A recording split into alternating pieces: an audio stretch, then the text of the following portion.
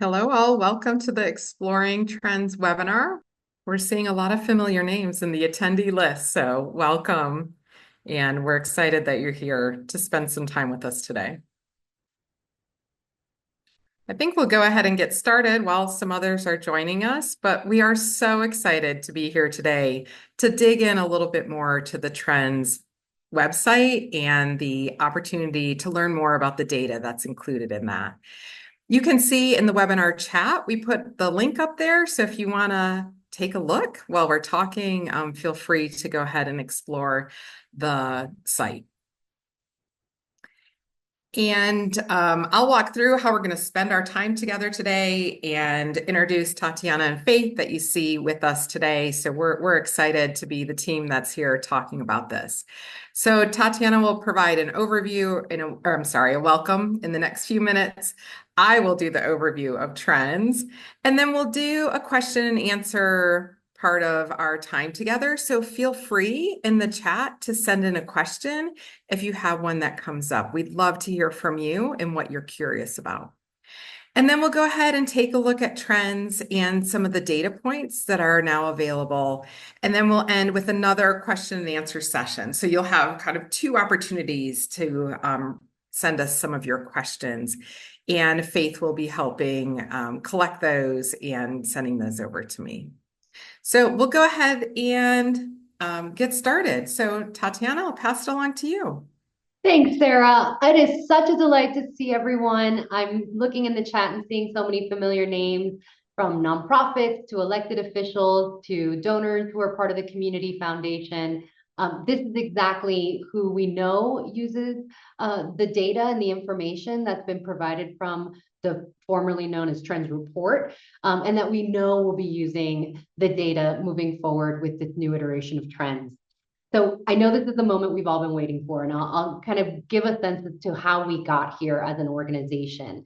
Many of you are familiar with the Trends Report, the magazine that we published every couple of years. And in my first few months at the foundation, I was getting like list after list of resolutions from different municipal governments and different nonprofits who would say things like, according to the Trends Report, right, that this was the data source that so many people in the community look to for their own strategic thinking, which is fantastic and phenomenal, and a really big responsibility for us as an organization to make sure that we're providing you relevant, up-to-date information so that your decision-making is as up-to-date as the information that we have available. And I remember one story from Lafayette that really stuck with me. The Lafayette City Council had been passing an affordable housing resolution. We're now in the Wayback Machine to COVID days. And every line referenced trends. And I remember thinking like, wow, that's incredible, but we don't have Lafayette specific data. So one of the things I'm so excited about in this iteration of trends is the hyper local nature of the work. So you as a nonprofit might span the whole county or beyond, right? You might be working just in East County. You might just be working in Longmont, and you can get information that's up to date and relevant for you based on the footprint that you're working in.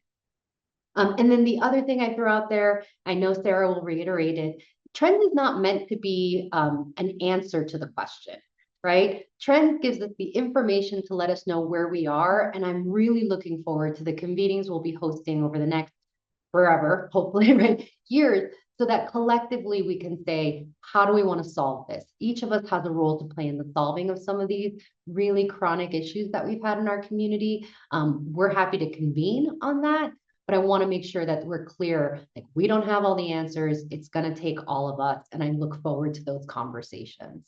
So I know you didn't come here to hear me, so I'm going to kick it back to Sarah and can't wait to hear your questions about the new trends. Great. Thanks so much.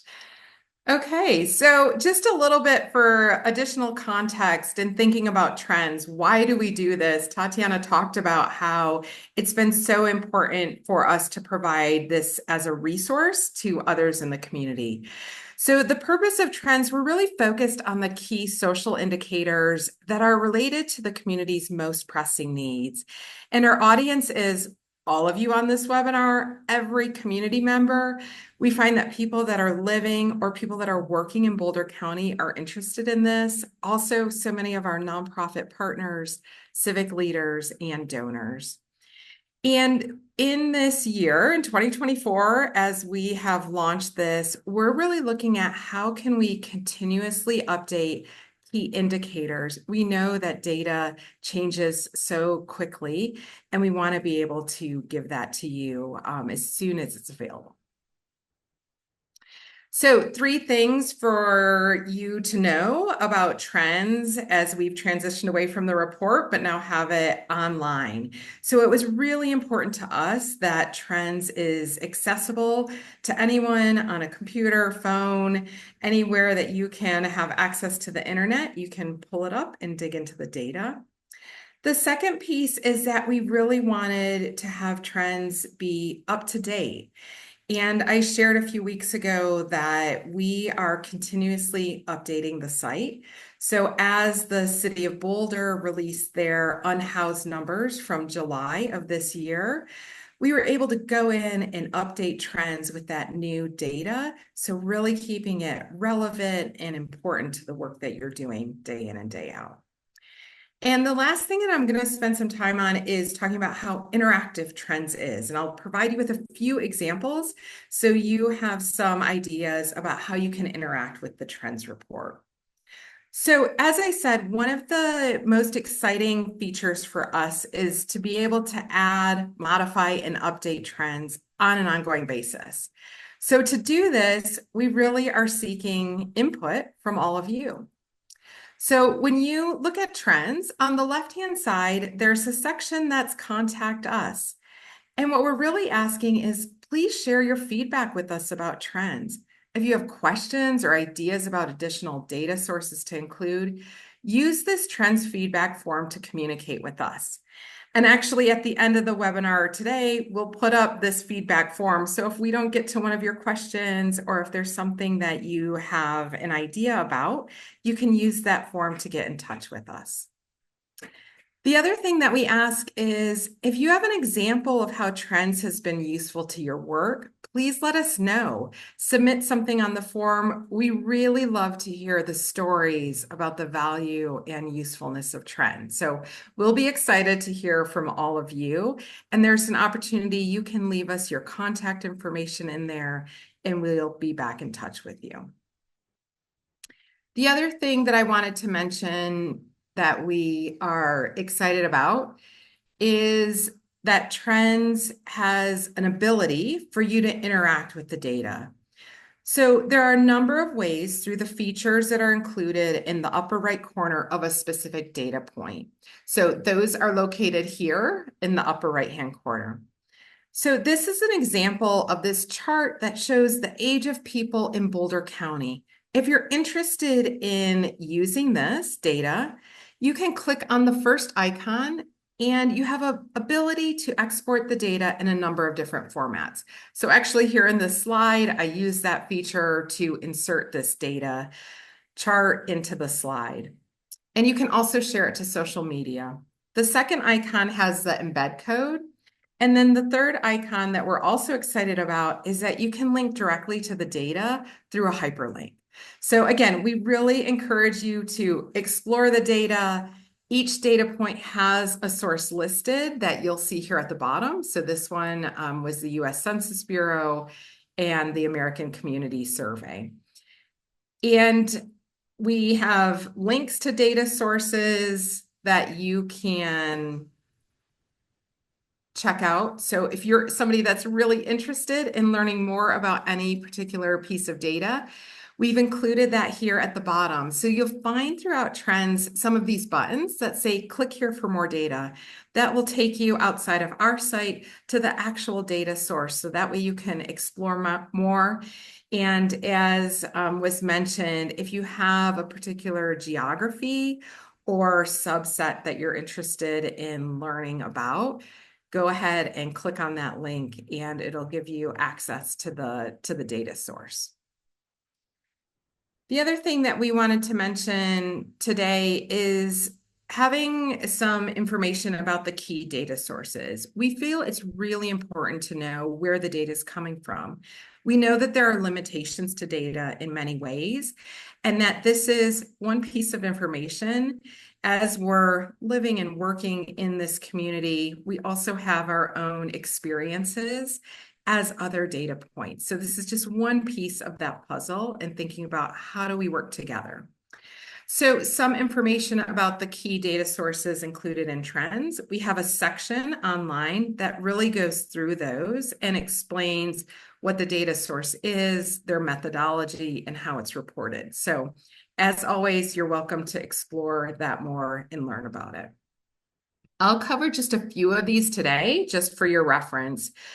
So you can see that we've included data from a variety of different sources. So some of this is from city governments, Boulder County, the state of Colorado, and then federal sources. So the first one, the American Community Survey, this is a survey that's done on an annual basis, and it shows how we live. So it includes sections such as education, housing, jobs, and more. This survey provides information about the social and economic needs of the community every year, and a sample of addresses are sent this survey. So different than the census, where we hope that every single person participates in the census and it's only done every 10 years. This survey is done every year. And you'll see a lot of references to ACS, the American Community Survey, and then also the US Census throughout trends. And there's a few other examples of data sets that I wanted to touch on. The health and wellness data for youth is based on the Healthy Kids Colorado survey. And that's administered every other year to public middle and high school students. We're excited to be able to present you with updated information. That data was released spring, summer this year. So we were able to update trends as soon as it was released. And then the arts and culture data is provided by the Scientific and Cultural Facilities District, so SCFD, and this is data that's specific to Boulder County. We also use data from Veterans Data Central for information about veterans living in our community. And then we also have data from the City of Boulder and Metro Denver Homeless Initiative. And these are just a few examples of some of the many sources that are out there that are represented in the data. So most importantly, the thing that we'd want you to take away is that each data point in trends has a source listed.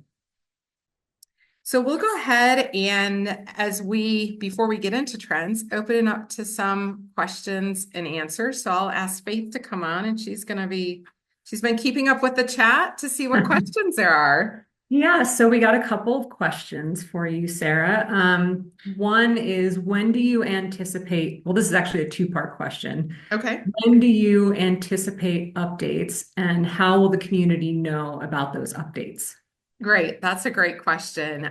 So we will be updating, as I said, continuously as we go along. But for the more significant updates, we will send out information. So make sure you're signed up for our email and newsletters and social media. We'll be sure to let you know when those updates are coming out. We are anticipating for the ACS, the American Community Survey, that those updates will be coming out November, December of this year. And we're continuing to work on some other data sets to be able to provide them to you. So it will be ongoing. We'll let you know about the more significant ones, and sign up to receive communications from us, and we'll be sure to keep you in the loop. And anywhere that we can, we're including longitudinal data. So we're not taking away the current data, we're adding it so you can see how things are changing and progressing over time. Great. Thank you. Another question is, can we use this data for our community trust grant applications? You absolutely can use it for your community trust grant applications. We are happy for it to be used in any way that benefits you. And I would be excited to read that in a community trust grant application. Tatiana's nodding her head. That's what we're hoping happens.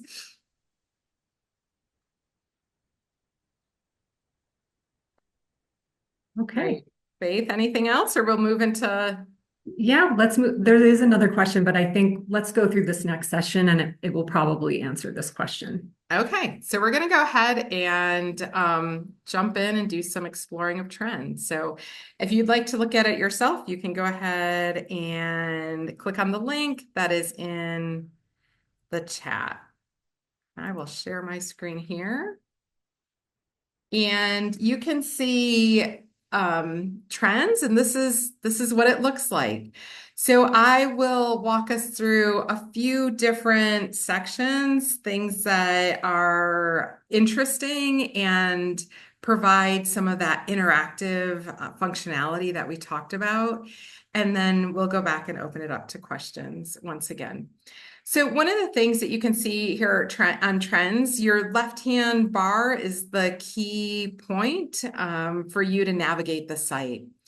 So one of the things that we are thrilled about with this is that you can see some of the data through a map feature. So here, as for each of these geographic sections, you can see the current total population of those areas. So we talked about Lafayette earlier. You can hover over that and see really specific data and information to that area. Additionally, as we scroll down further, we have some of these charts available. So because we have so many different cities and areas in our county, we split this into two different sections. So you can see total population changes from the year 2000 and the projected growth by city up through what's projected for 2032. So the top graph has the larger areas in our county, and then the bottom section has those with smaller population. So we encourage you to take a look at those and explore that. The other thing that we did within Trends is that we created this section that's called Housing by Geography. So you'll see it on the left-hand side. If you click on the caret, you'll see that for each of these areas, there's a quick snapshot of what the housing looks like in that area. So if we go to Lafayette housing, for example, you can see here, really specific to that area, the median home value, how that has changed over time, and then the median home rent, and again, how that has changed over time. So it's a quick way to take a look at maybe where you live or where you work and how those numbers look in terms of housing.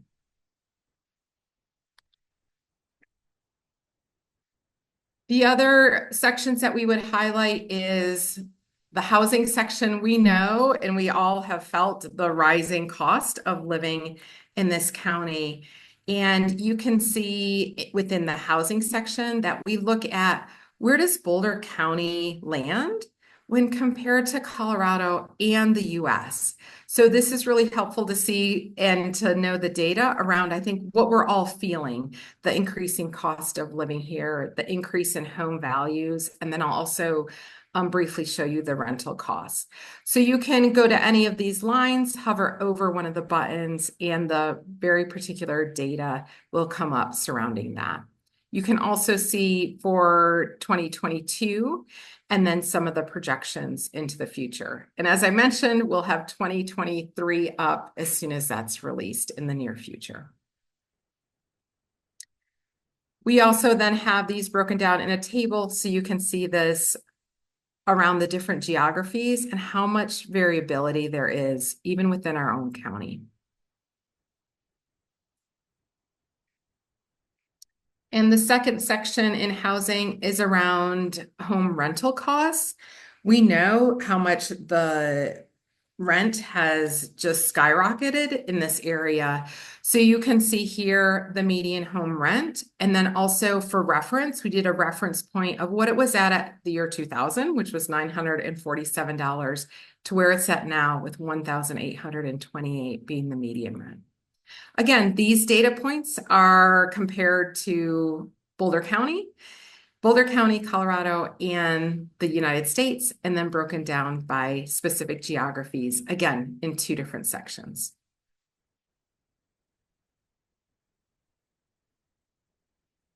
Next, we have a section on income and economics.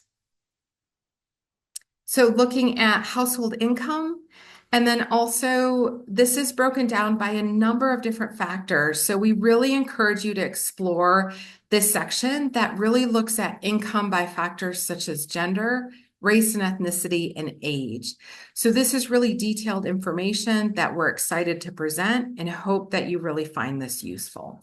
So you can see here median income by race, ethnicity for households. And then again, by age and gender is listed up above.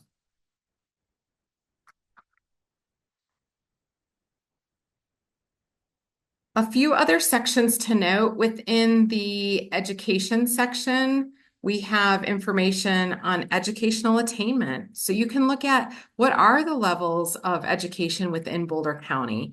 This one is depicted with this pie chart. You can hover over it and see how many people have a graduate degree in our area and undergraduate all the way down to less than 9th grade education. So we really encourage you to explore and take a look at that.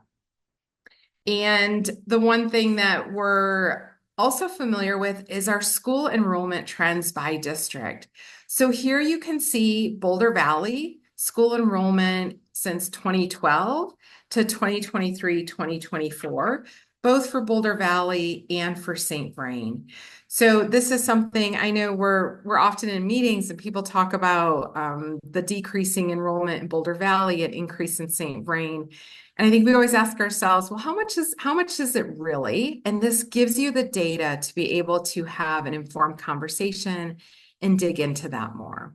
So you can explore this again, hover over any of those points, and you will be able to access the data point. And then here again, you can see a button that's click here for more data. So if you're interested in data about our 2 school districts in this county, you can click there and go to the site and explore that even more.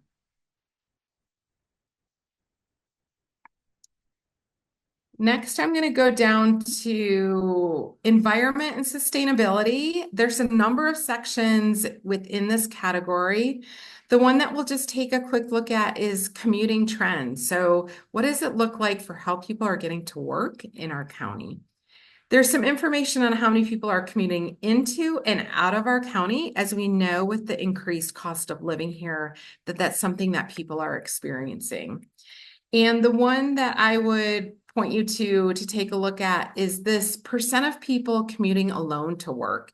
You can see where Boulder County as a whole ranks, so 76.2%, and then how each of the very specific geographies ranks compared to that. So Lafayette's at 82.5, and we can see the lowest one here of 59.9% in Boulder.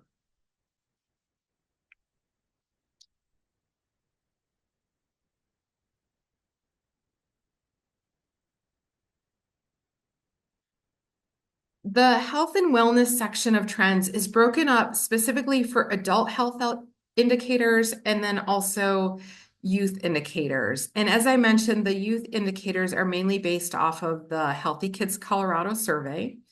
The adult health indicators come from a variety of different sources. So make sure that you take a look and see where the source is for the data point.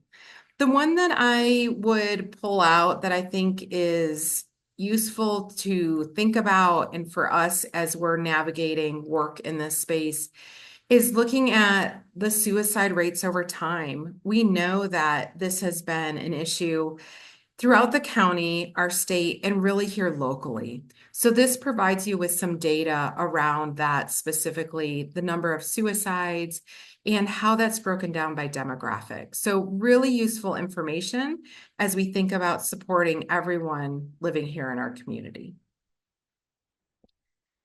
And then the last section that I'll leave you with for now is voter turnout. The elections are coming up soon, and we included a section in here on civic engagement that includes voter registration numbers and some data on that.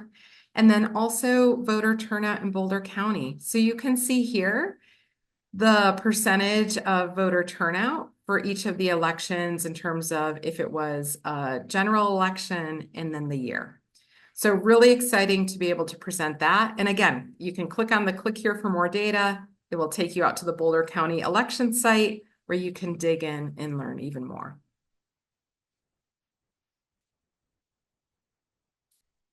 So at this point in time, we're happy to answer any questions that you might have or take a look at any of the other sections.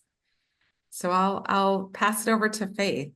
Great. Thank you, Sarah. That was really informative. The questions are coming in. So here's question number one. Was there a piece of data that stood out to you as you were going through the process of building the site? Oh, that's such a great question. I would say for me, there's two that I would point you to that I haven't already mentioned. All of it is fascinating, but I was looking at the total population, and you can see here under population the percentages that have increased. We all feel this, right? When you're driving around, when you're at the grocery store, you can just feel that there are more people living here, that it's more density in terms of people. So I live in the Lafayette Erie area, so East Boulder County. I kind of looked at those numbers and went down here and was like, Erie has 57 more people, 57% more people. That feels about right to me. There's a lot more activity in that part of our county. So I find it interesting to look at the percent of changes over time. The second one that I would mention that I think is interesting is looking at,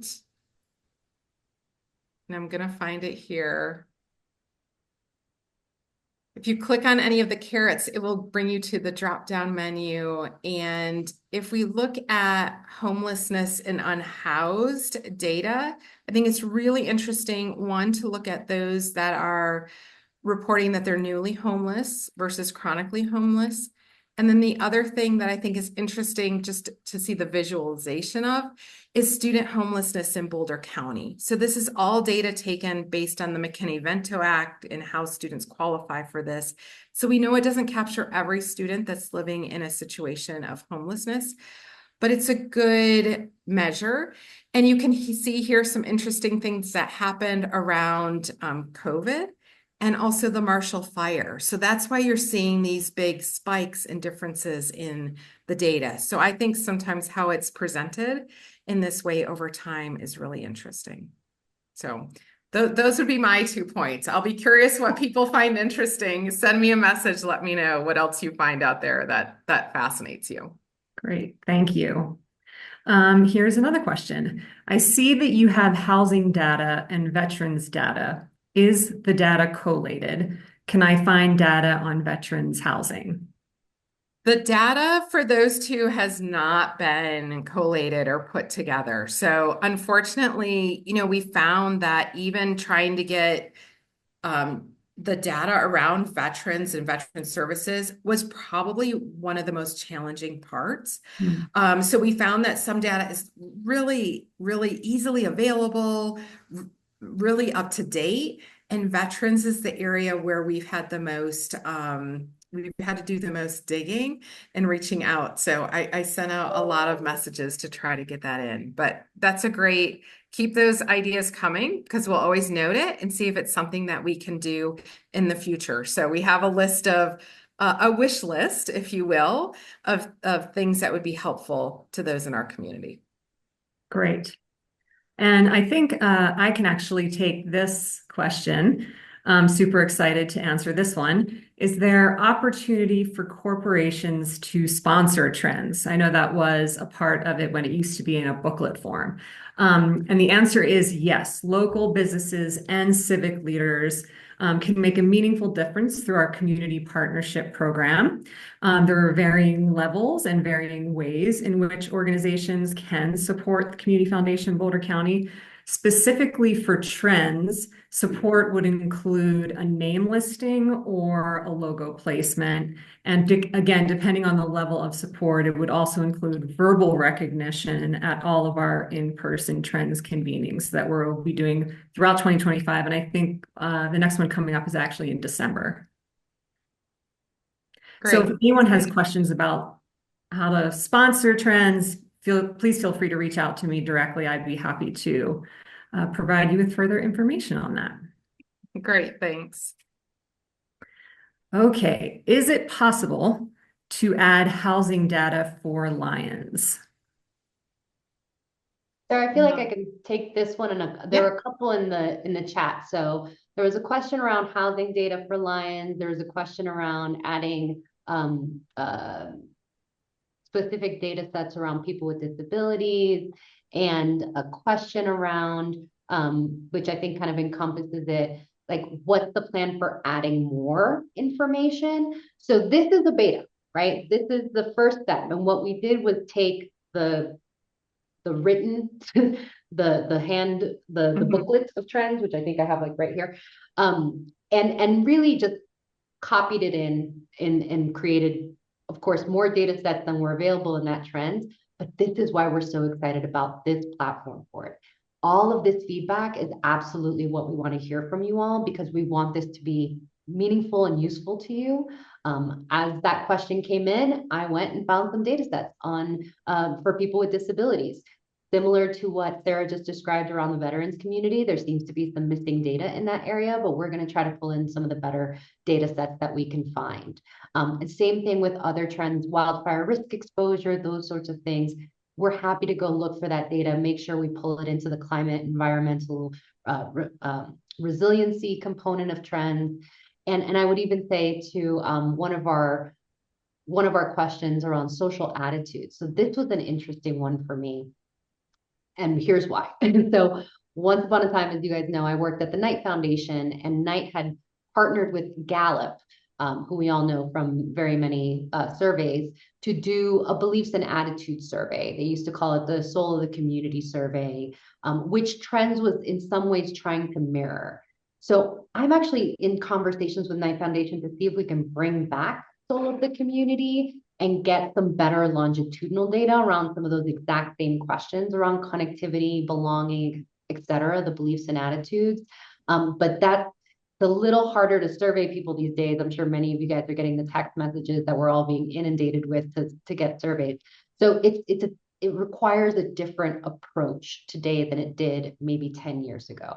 And we were getting slightly diminishing returns from those beliefs and attitudes surveys in the most recent iteration of Trends. And so we want to have a rigorous enough data set where we can have some conclusions and not have those skewed because only certain people were answering them.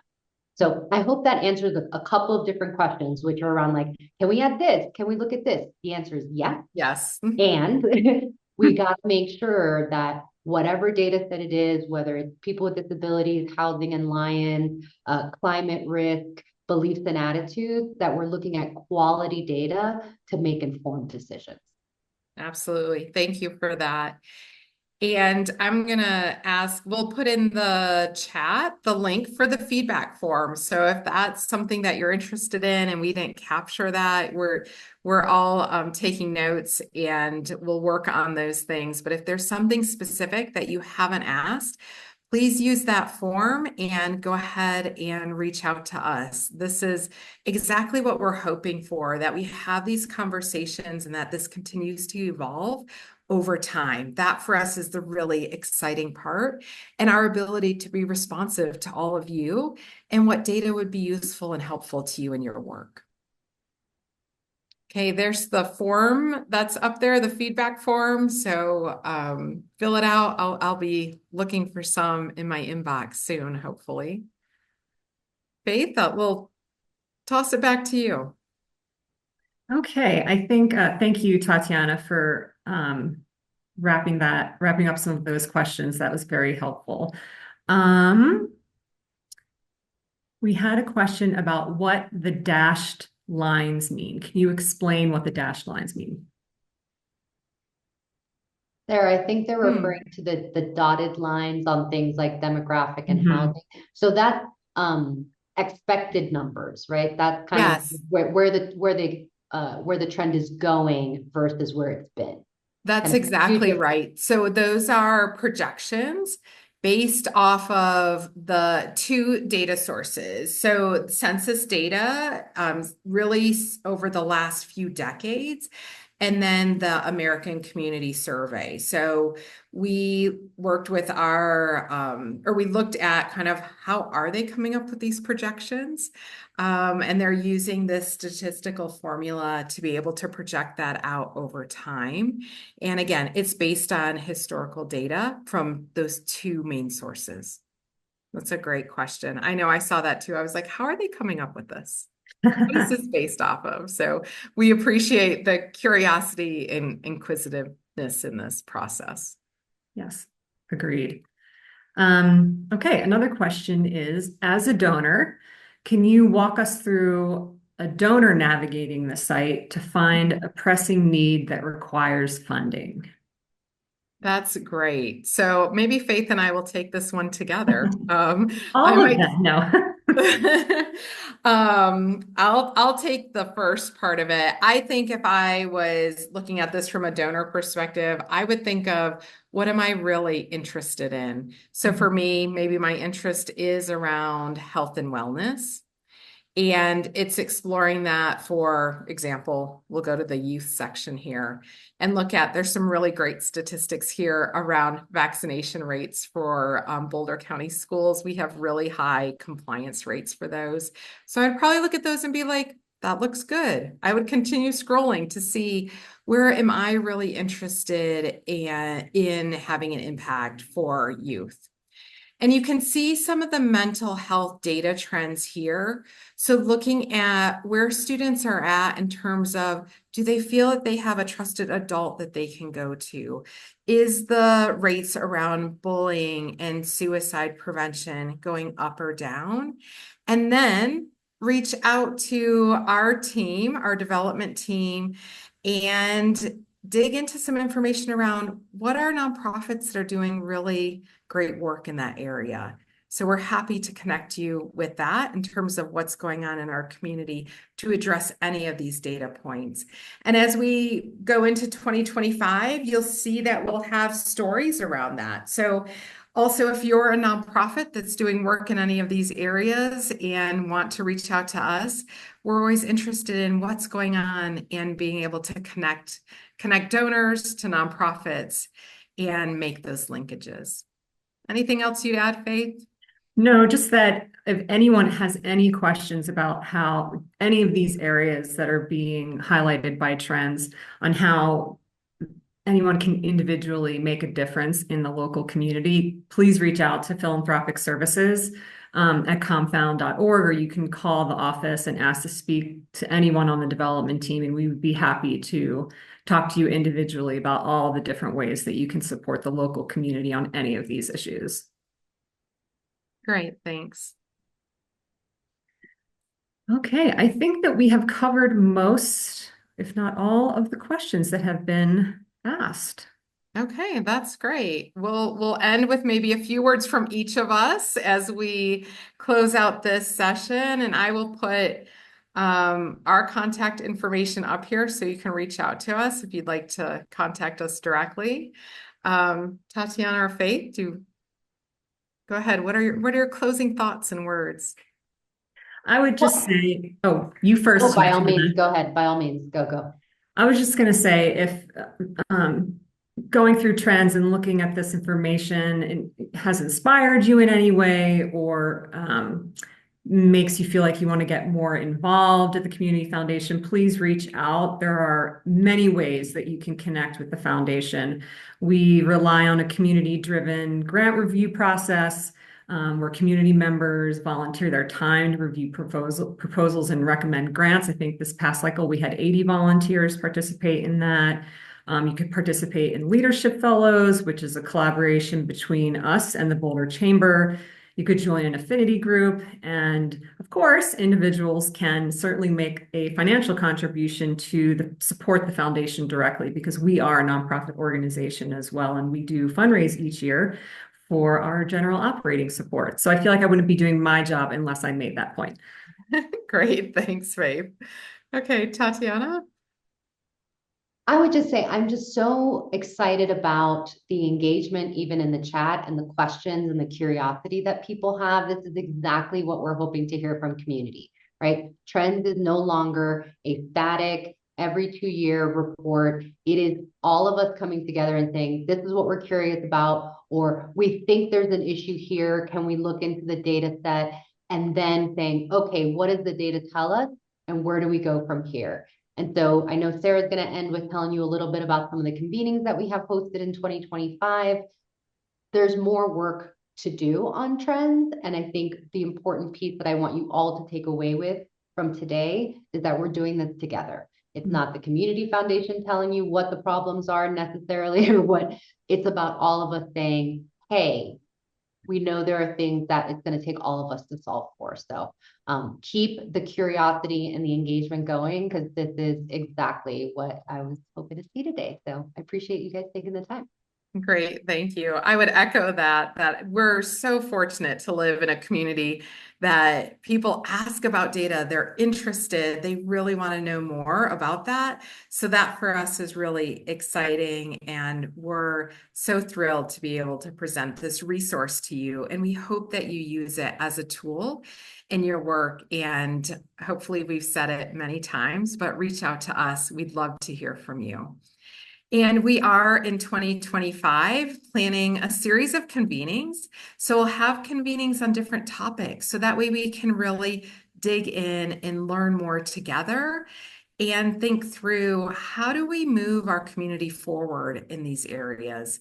So those topics will be something on basic needs, education, housing, and the environment. So stay tuned as we pull together details for those. We'd love to see you there to have a deeper conversation.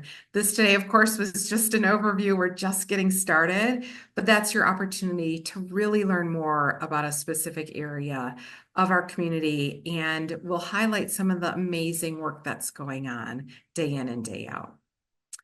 So, okay, well, that's it from us. Send us some feedback, and thanks so much for spending some of your time today with us. We appreciate it.